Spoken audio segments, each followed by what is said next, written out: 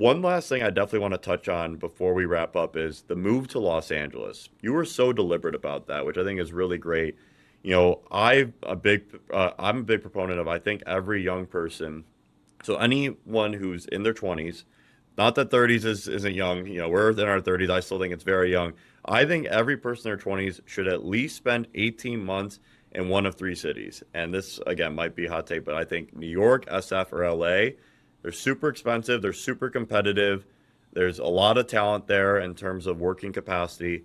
I think you will learn the most surrounding yourself with the most cutthroat environments. And so I would advise any person 18 months, one of those three cities. And even if you hate it, which is totally understandable, 18 months. You have a long life to live. Hopefully, we all live to 100 plus years old. That's not a long commitment.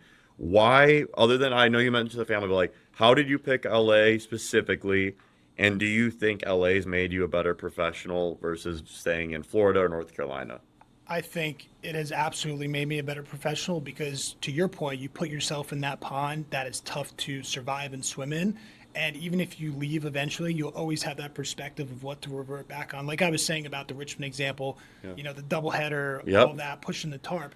That's a memory I pull from regularly to keep myself on track. If you move to LA, San Francisco, or New York, even if you don't make it for 20, 30, 40 years, and in a lot of instances, I would argue don't stay there that long. Like if you go to Yeah. New York City, if I were to make the same money there versus anywhere else, I'd probably say go to a different city because the ROI is better. Yeah, yo, no, totally. And I remember your family's from New York, so you have a good perspective on that. So the way that I look at it, because I agree with you on a lot of those perspectives, is hey, just go and even if you get eaten alive, Mm-hmm. and it's back to the sports comparison. Like playing in the most competitive environments will make you better. It might give you a lot of humble pie. It might really suck. You might deal with failure.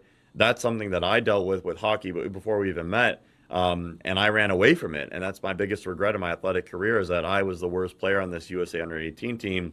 Just committed to Ohio State, and I ended up quitting hockey because it was too hard for me, which is the worst excuse in the world. Now, as an adult, I say, hey, if something's too hard for me or really beating me down, I want to seek it out more. I want to go after it more. And so, like, I think LA really does bring it out of you. It's a very cutthroat culture, but it's also a very creative culture, which I think is great because you're a musician as well. It's so much creative energy because of the movie and TV industry in the city.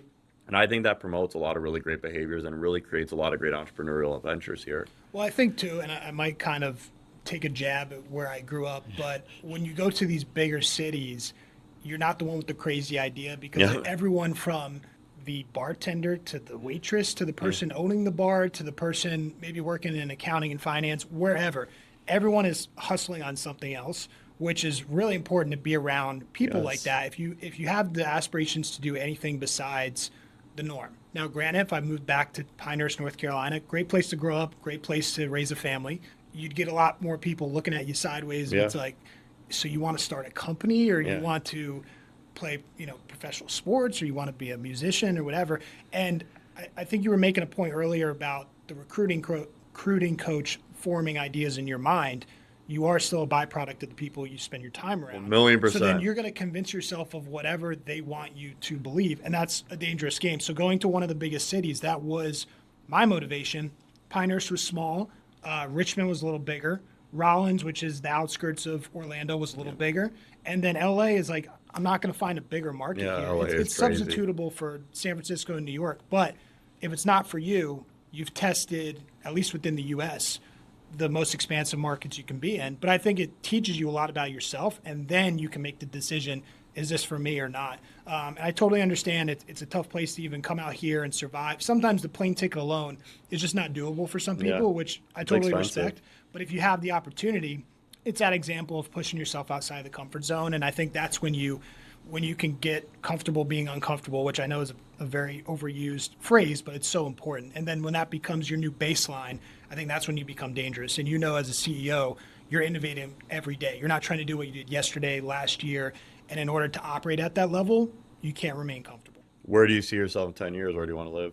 Probably right around here in West Hollywood. Love it. Yeah. and I love West Hollywood. Yeah, it's amazing. I think what we love right now is not feeling like we need to get somewhere else, which prior to moving to West Hollywood, it's always been like, I need to be in a bigger city or a nicer part of town or whatever. So there's something really nice about saying, hey, even when we come back from vacation, I'm so excited to be home. You know, I love it where we are. I wouldn't move one street in any direction. And I think that helps a lot for the psyche as I well. agree. West Hollywood was amazing. I've lived in bunch of places in LA, so we live in Airbnbs. It's pretty radical, but we're minimalists, and so we've lived in over 6 places. But we're back in West Hollywood, Beverly Hills border right now, and absolutely love it. I walk to work every day. Unbelievable experience.